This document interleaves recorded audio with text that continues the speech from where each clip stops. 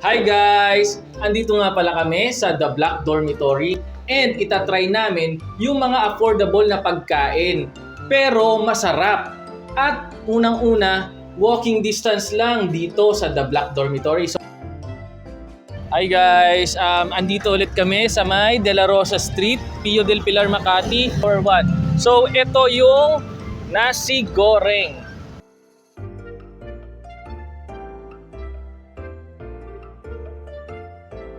So guys, excited na kami na matikman itong mga inihain sa amin, yung mga order namin. So ito, first of all, tap silog. So 99 pesos lang siya, so murang-mura. And then this one, nasi goreng, 100 pesos. And then ito, bang silog for 99 pesos. And then itong sizzling tofu for only 100 pesos. Pwede ding pulutan, pwede ding pang-ulam. So excited na kami? Excited na kayo guys? Excited Let's go! Okay. Tapos, may natin dyan. Natutunaw yung taba. Bigla. Siyempre, Bicolano ako eh.